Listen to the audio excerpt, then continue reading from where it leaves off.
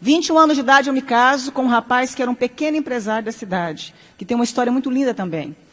E os meus pais foram no meu casamento para não ficar feio para a sociedade, porque até então eles também não conversavam comigo ainda pelo fato de eu ter me apaixonado em Jesus. Meu casamento, então, meus pais foram. 1 ano de casada, eu fico grávida e tive um aborto de 3 meses. Passa um tempo, fico grávida de novo, outro aborto eu tive. Descobriu que eu tinha falta de progesterona e que não conseguia engravidar, nem segurar gestação alguma sem remédio para engravidar. Então eu tomo remédio, fico grávida novamente, e com 8 meses de gestação, justamente no dia que eu completo 24 anos de idade, nasce a minha primeira filha, Letícia, branquinha dos olhos azuis como o pai, linda. A minha mãe ainda era muito longe de mim, os meus pais não se aproximavam de mim pelo fato de eu estar apaixonada em Deus. E eu me lembro que a minha mãe, então, foi ao hospital porque era a primeira neta que havia chegado na casa. E neto quebranta muito o coração dos nossos avós, dos pais, né? Mamãe foi no hospital e eu me lembro que eu pensei assim, que coisa boa, que bom que a minha mãe veio aqui agora me ver a netinha, né? E eu lembro que quando a minha mãe chegou, passados uns 10 minutos, pediram a minha menina, a enfermeira me pediu a neném para dar banho na neném e me devolver para me ter alta.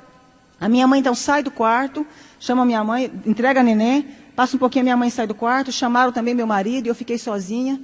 E eu ainda falei assim para Deus, que bom que nada teve que acontecer, porque a minha mãe agora voltou a falar comigo. E ela simplesmente se negava a falar comigo. E eu me lembro que naquele momento, então, entra no meu quarto a chefe da pediatria do Hospital da Mulher em Goiânia. Aquela chefe da pediatria começou a acalentar as minhas mãos como ia me dar alguma notícia. Ela disse, mãezinha, acabou de acontecer uma fatalidade. A sua filha acabou de cair do braço da enfermeira e veio a óbito. Minha primeira filha caiu do braço da enfermeira e veio a óbito. É muito fácil você levar um bebê para casa, mas você levar um caixão é muito difícil, minha querida. Mas eu queria fazer um parêntese aqui e dizer o seguinte, lembra que a minha mãe me falava que eu ia perder um filho como ela havia me perdido para Deus? E eu fazia uma oração que Deus fizesse o que fosse preciso para encontrar o coração da minha família e se revelar a eles. A minha mãe não falava comigo, isso me doía muito. Quando então eu recebo a notícia, a minha mãe já havia recebido a notícia na porta do hospital. A minha mãe sobe as escadarias do hospital, entra no quarto e começa a gritar, filha, me perdoa. Filha, eu queria que você tivesse perdido um filho para as drogas, para o mundo lá fora, mas não nessa fatalidade. A minha mãe começa a abraçar as minhas pernas, beijar as minhas pernas. Mas foi a primeira vez que eu vi a minha mãe dizer que me amava.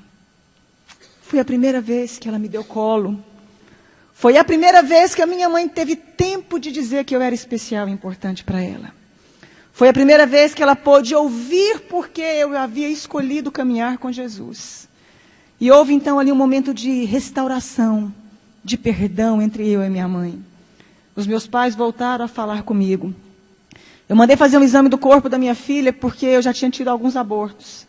30 dias depois chegou o laudo do exame. Eu descobri que a minha filha havia nascido sem cálcio e sem glicose. A Letícia jamais iria andar e teria convulsões simultâneas. E a minha médica fala para mim, adota um filho porque você não pode mais ser mãe. Mesmo com os remédios, sua filha veio com problema. E eu disse que eu acreditava num Deus capaz de mudar a nossa vida, a nossa história, a nossa sorte. 1 ano depois eu dei à luz a uma criança linda, perfeita e sadia chamada Angélica. Faz 11 anos mês que vem. 3 anos depois dei à luz a Annelise, tem 8 anos hoje. Mais 3 anos dei à luz ao Cirino Júnior. Todos perfeitos e sadios. Se eu acabasse aqui a minha história,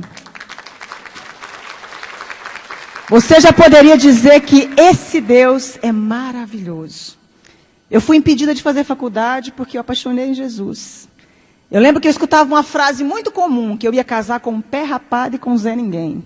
Com um homem sem futuro, porque não existiam pessoas prósperas no meio que eu convivia.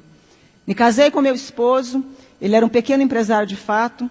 Veio o plano real naquela época, os meus pais perderam tudo.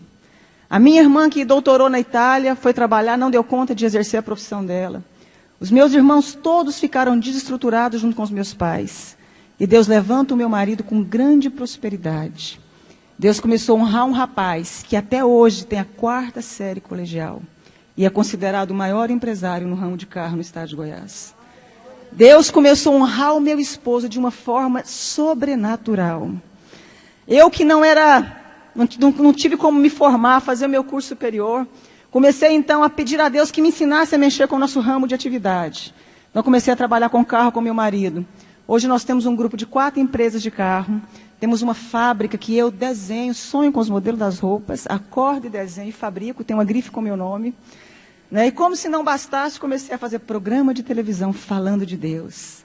Falando de como sai de crise. Falando de como superamos os momentos difíceis da vida. E aí, autodidata ainda, Deus achou que não estava bom, me fez virar escritora. Tenho 35 livros escritos, 7 deles editados, né? E sou presidente também de uma ONG chamada Mulheres que Fazem a Diferença. Eu pude entender algo na minha vida, que quando a gente acha que a gente não é ninguém, e que não tem como mais resolver a nossa história, existe um Deus capaz de fazer um milagre na sua vida. Existe um Deus capaz de mudar toda a sua história. Para terminar, os meus pais, quando perderam tudo, vieram trabalhar para nós. Meu pai trabalhou como meu motorista há muito tempo. Agora eu dei um caminhão para ele trabalhar na cidade do interior, cuidando de frete. A minha mãe é a chefe da minha fábrica. Os meus irmãos um tempo trabalharam conosco. Todos eles vieram trabalhar conosco. Deus, meu pai um dia chorando me disse, um dia eu te disse que Deus mudasse a sua história, mas eu não imaginava que eu fazia parte dela. Eu quero dizer uma frase para você, dentro do nosso tema. A pessoa que é covarde, ela não tenta fazer nada na vida. O fracassado, ele não termina. E o vencedor não desiste. Você nasceu para vencer.